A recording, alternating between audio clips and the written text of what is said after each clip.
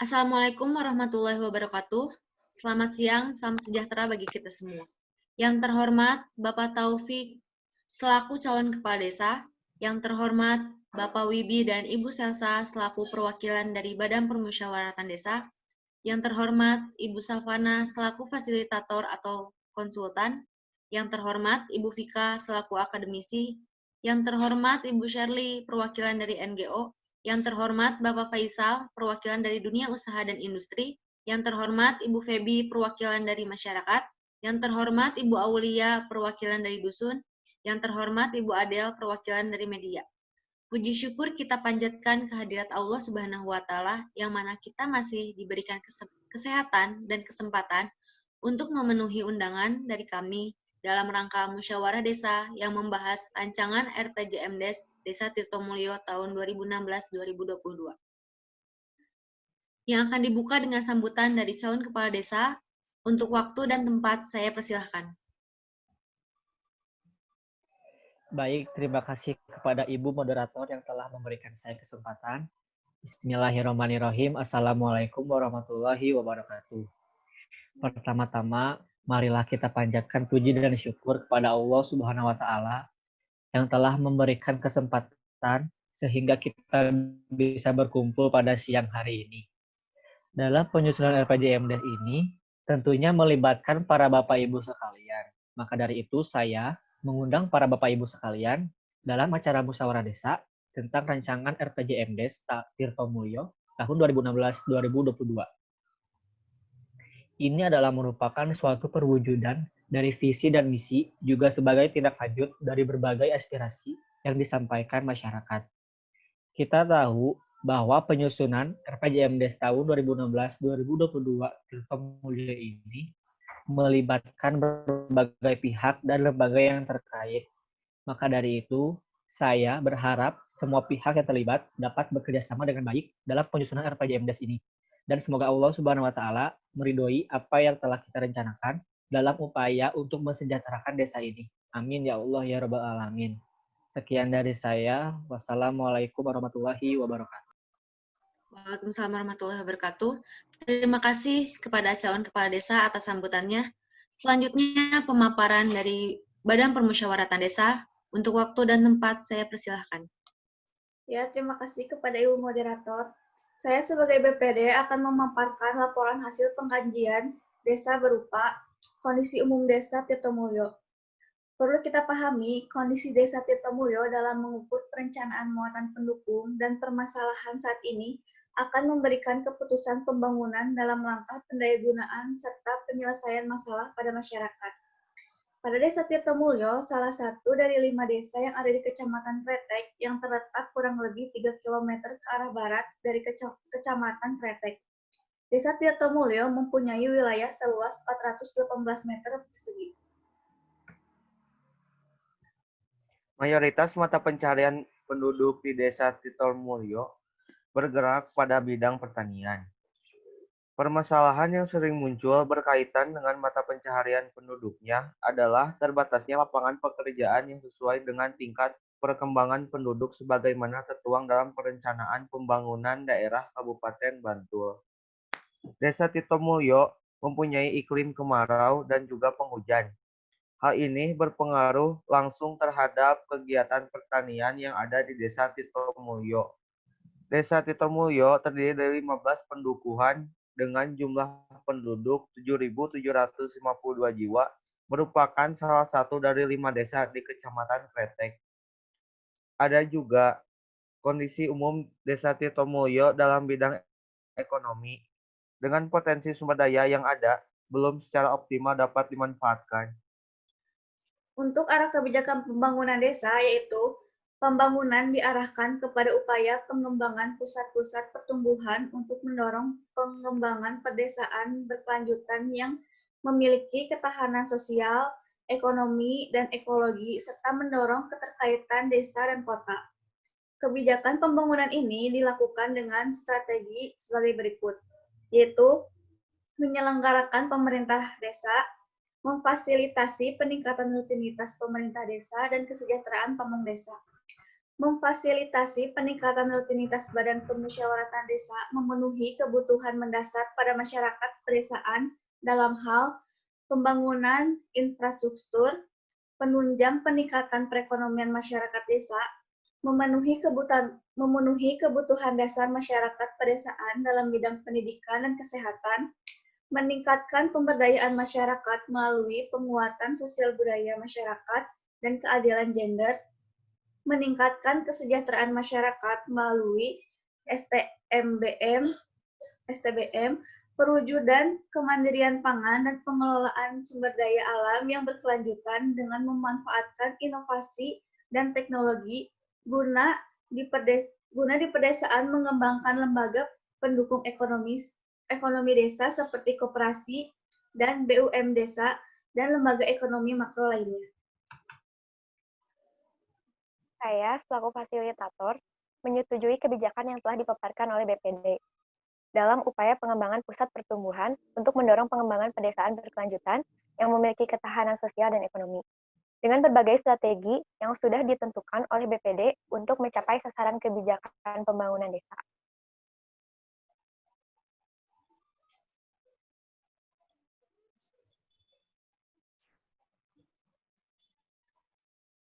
Setelah mendengarkan kebijakan-kebijakan yang telah dipaparkan oleh BPD, menurut saya sebagai akademisi sudah tepat, di mana pembangunan desa lebih berpusat pada pertumbuhan yang mendorong pengembangan desa berkelanjutan, di mana ketahanan sosial, ekonomi, dan ekologi perlu dimiliki oleh desa.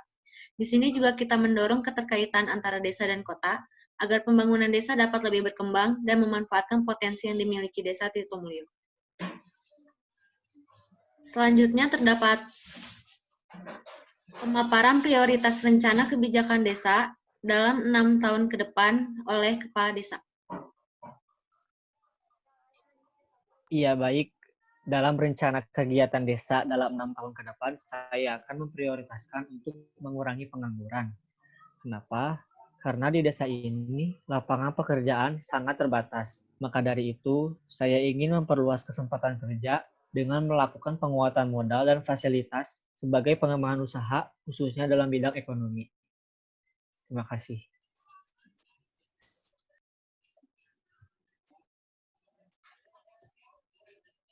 Di sini prioritas selama 6 tahun yang diajukan oleh calon kepala desa adalah pengangguran, di mana pengangguran itu sendiri adalah orang yang masuk dalam angkatan kerja 15-64 tahun yang sedang mencari pekerjaan dan belum mendapatkannya.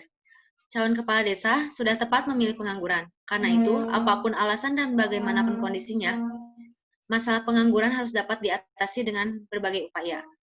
Karena tiap-tiap warga negara berhak atas pekerjaan dan penghidupan yang layak bagi kemanusiaan sesuai dengan Undang-Undang Dasar 1945, Pasal 27 Ayat 2.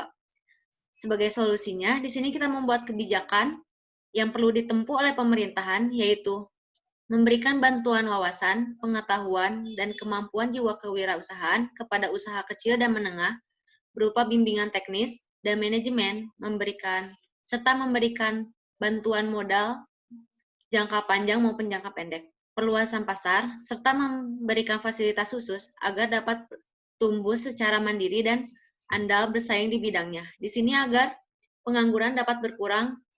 Selanjutnya, melakukan pembenahan, pembangunan, dan pengembangan kawasan-kawasan, khususnya daerah yang tertinggal dan terpencil, sebagai prioritas dengan membangun fasilitas transportasi dan komunikasi. Ini akan membuka lapangan pekerjaan bagi para pengangguran di berbagai jenis maupun tingkatan.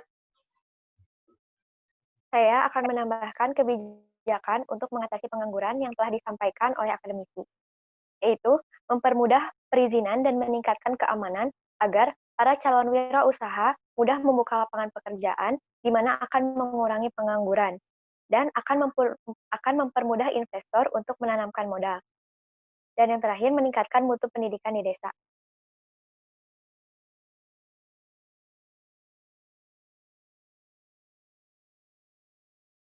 Selanjutnya, Kepala Desa akan memaparkan anggaran-anggaran rencana kegiatan pembangunan desa. Ya, jadi sumber pembiayaan dari program-program yang masuk ke desa yaitu dana desa dari APBN, APBD provinsi, APBD kabupaten, pendapatan asli desa, pembagian hasil pajak dari kabupaten, dan dana lain-lain yang sah. Jadi itu saja yang menjadi sumber pembiayaan rencana kegiatan pembangunan desa ini. Terima kasih. Terima kasih kepada Kepala Desa.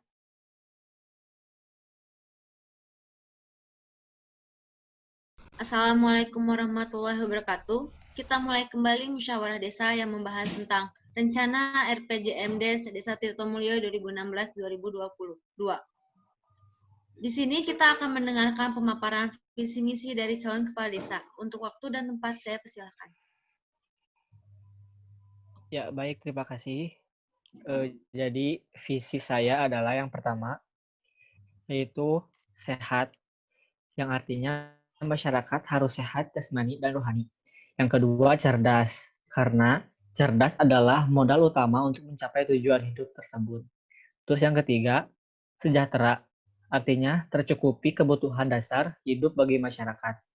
Kemudian, misi saya adalah meningkatkan SDM aparatur desa, meningkatkan ketertiban, keamanan, serta pengendalian dan pengawasan penyakit masyarakat, meningkatkan sarana dan prasarana, memberdayakan dan meningkatkan swadaya masyarakat, memanfaatkan sumber daya alam dan pemanfaatannya, memelihara sarana dan prasarana pendidikan, meningkatkan perekonomian masyarakat melalui pembinaan usaha kecil, meningkatkan kecerdasan warga, dan memberantas ketertinggalan.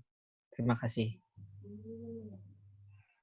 Selanjutnya, pemaparan dilanjutkan oleh perwakilan dusun.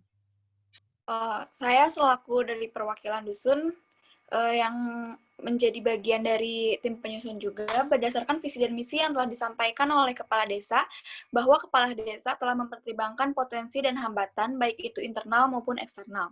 Di antaranya yaitu di bidang pertanian, bidang pembangunan, bidang kemasyarakatan, dan salah satunya dengan mewujudkan masyarakat yang berpengetahuan dan terampil dan mampu melaksanakan pembangunan di Desa Tirtomulyo melalui pemberdayaan dan pelatihan-pelatihan. Selanjutnya dari fasilitator. Baik, terima kasih moderator. Setelah mendengar pemaparan visi misi dari calon kepala desa, jika dilihat dari visi calon kepala desa di poin 2 yaitu cerdas di bidang pendidikan, sasarannya adalah terciptanya proses pendidikan yang berkualitas pada semua jenjang pendidikan dengan melakukan strategi meningkatkan penyediaan dan pemerataan tenaga pendidik. Karena faktanya hanya sedikit tenaga pendidik yang ada di desa. Dan lebih meningkatkan sarana dan prasarana perpustakaan yang memadai. Karena bagaimana desa akan maju jika masyarakat yang ada di desa tersebut tidak memiliki pengetahuan yang luas. Terima kasih. Baik. Selanjutnya dari akademisi.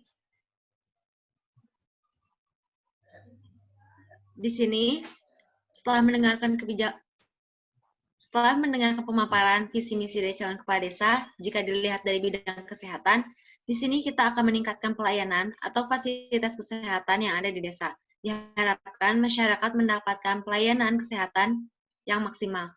Di sini juga kita berupaya untuk mempekerjakan para dokter di setiap puskesmas, tersedianya tenaga bidan di desa untuk seluruh desa, ketersediaan sumber air bersih yang dapat diakses setiap rumah tangga, ketersediaan sarana sanitasi yang baik, lalu pemenuhan gizi seimbang terutama bagi ibu hamil, menyusui, dan balita.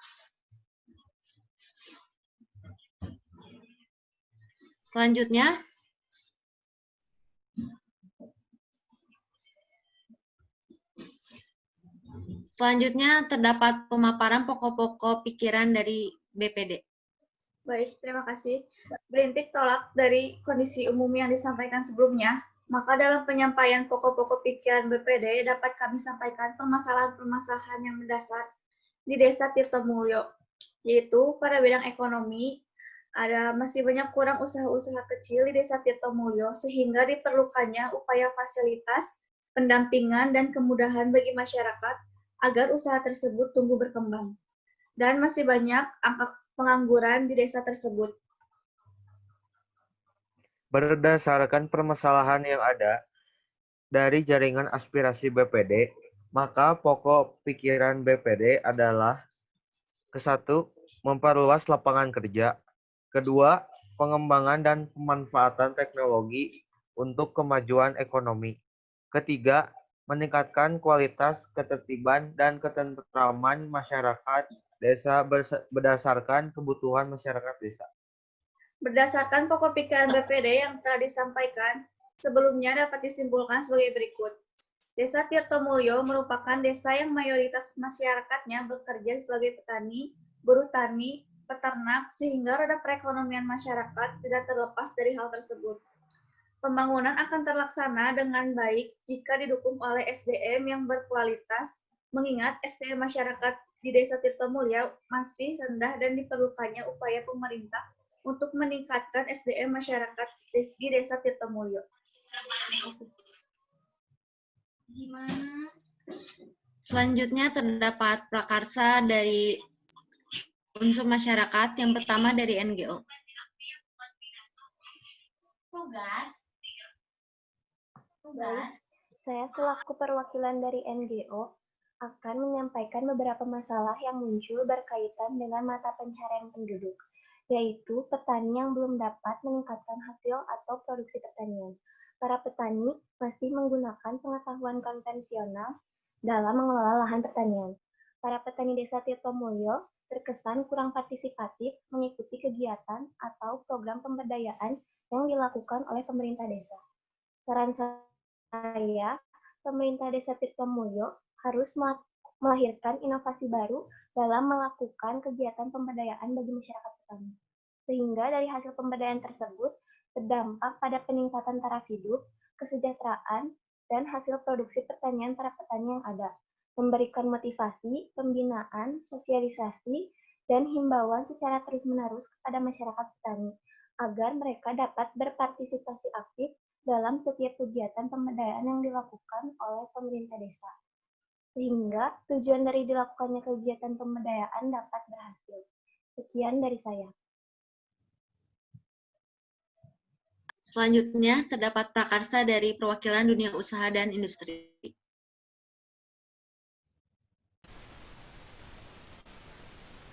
Baik, untuk dunia usaha dan industri akan menyampaikan terkait isu kondisi serta tantangan di bidang ekonomi. Keadaan desa dalam bidang ekonomi terdapat berbagai masalah seperti kurangnya kesempatan kerja dan penguatan modal untuk ekonomi produktif, rendahnya pengembangan UKM, dan kurangnya ketersediaan lapangan kerja. Kekayaan sumber daya alam yang ada di Desa Tirtomulyo ini sangat mendukung sebenarnya, baik dari segi pengembangan ekonomi maupun sosial budaya, khususnya di sektor sangat penting. Hal ini dikarenakan mayoritas penduduk Indonesia adalah masyarakat pedesaan. Dalam memutar roda perekonomian, jelas ada perbedaan yang jauh antara masyarakat desa dengan masyarakat kota. Ekonomi masyarakat desa ditopang oleh beberapa sektor pendapatan. Semua sektor inilah yang harus ditingkatkan agar ekonomi masyarakat desa bisa maju dan berkembang. Setidaknya ada beberapa tantangan atau faktor-faktor yang harus ditaklukkan atau dicapai yang supaya nantinya dunia usaha dan industri ini mampu berkembang di desa. Yang pertama ada sumber daya alam yang ada. Desa yang kaya akan sumber daya alam membuat perekonomiannya akan lebih maju. Sumber daya alam ini bisa berupa tanah yang subur, kondisi laut yang banyak ikannya, dan juga beberapa lainnya. Yang kedua ada regulasi dari pemerintah. Tentu saja masyarakat desa mengharapkan sebuah kebijakan yang menguntungkan masyarakat desa. Kebijakan yang dianggap menguntungkan seperti subsidi pupuk dan penurunan pajak untuk petani. Yang ketiga ada jumlah penduduk desa. Yang keempat ada tingkat pendidikan masyarakat desa. Yang kelima ada adat dan tradisi setempat. Masyarakat desa yang memiliki adat dan tradisi yang mendukung kerja keras akan lebih mudah berkembang. Setiap desa tentunya memiliki adat dan tradisinya masing-masing. Semua informasi lengkap seputar ekonomi masyarakat desa sangat penting untuk kita ketahui. Bagaimanapun juga harapan kami gitu, kemajuan ekonomi masyarakat desa adalah tanggung jawab bersama. Jika ekonomi di desa maju, maka rakyat akan sejahtera. Terima kasih. Selanjutnya terdapat pemaparan prakarsa dari perwakilan masyarakat. Baik, saya perwakilan masyarakat akan menyuarakan harapan kami untuk kepala desa yang terpilih. Semoga bisa lebih baik di bawah kepemimpinan kepala desa yang sekarang, dan saya harap dapat menuntaskan permasalahan yang ada di Desa Tirtomulyo dalam bidang ekonomi, yaitu adanya keterbatasan dana desa dari APBD, tingkat kemiskinan yang tinggi membutuhkan fasilitas untuk meningkatkan taraf hidup warganya, kurangnya kesempatan kerja dan penguatan modal untuk ekonomi produktif, rendahnya pengembangan UKM untuk dijadikan tambahan pendapatan, ketersediaan lapangan kerja tidak sebanding dengan tingkat perkembangan penduduk, pemanfaatan sumber daya alam di desa belum dimanfaatkan dengan maksimal, ketersediaan informasi alternatif usaha ekonomi belum optimal. Terus, belum optimalnya program-program yang mendukung investasi potensi lokal. Pembangunan infrastruktur pendukung kegiatan ekonomi masyarakat pedesaan masih belum optimal, dan juga masih banyak kartu keluarga miskin yang belum menikmati bantuan dari pemerintah daerah. Semoga permasalahan ini dapat terselesaikan dengan baik, sehingga mampu mewujudkan harapan dan cita-cita masyarakat bisa direalisasikan oleh pemimpin kepala desa yang baru. Sekian, terima kasih. Setelah kita mendengarkan pemaparan visi misi calon kepala desa dan pikiran-pikiran BPD serta prakarsa dari perwakilan masyarakat, kepada forum ada yang mau ditanyakan? Baik, saya sebagai perwakilan media izin bertanya kepada kepala desa. Isu yang paling urgent yaitu pengangguran. Apabila rencana yang sudah Bapak siapkan untuk mengatasi pengangguran tidak terlaksana, solusi apa yang akan Bapak lakukan? Baik, terima kasih. Jadi, solusinya adalah saya akan melakukan peningkatan sumber daya manusia dengan memberikan pelatihan sesuai bidang mereka masing-masing. Nah, sehingga mereka akan mendapatkan skill dan mereka akan bisa membuat usaha sendiri dan membuat lapangan pekerjaan. Begitu. Terima kasih. Selanjutnya, Baik, izin bertanya kepada calon kepala desa. Seperti tadi yang sudah disebutkan bahwa permasalahan yang terjadi pada Desa Tirtomulyo ini adalah salah satunya di bidang pertanian yang masih menggunakan teknik konvensional. Ya. Pertanyaan saya, apa yang akan Bapak lakukan untuk mengatasi masalah ini? Terima kasih. Ya, jadi saya akan melakukan pengelolaan dan pelatihan bagi para petani untuk dapat meningkatkan skill mereka agar nantinya bidang pertanian dapat menghasilkan produk-produk hasil pertanian yang maksimal dan efektif. Dan juga saya akan sebisa mungkin mempermudah regulasi pemerintah supaya nantinya para warga desa Tirtomulyo dapat leluasa untuk mengembangkan industri pertanian di desa mereka. Begitu. baik, ada yang mau ditanyakan kembali? Jika tidak ada, saya rasa cukup. Saya Nurhanti sebagai moderator, saya tutup musyawarah desa kali ini. Terima kasih kepada semuanya yang sudah hadir pada musyawarah desa kali ini. Terima kasih. Wassalamualaikum warahmatullahi wabarakatuh.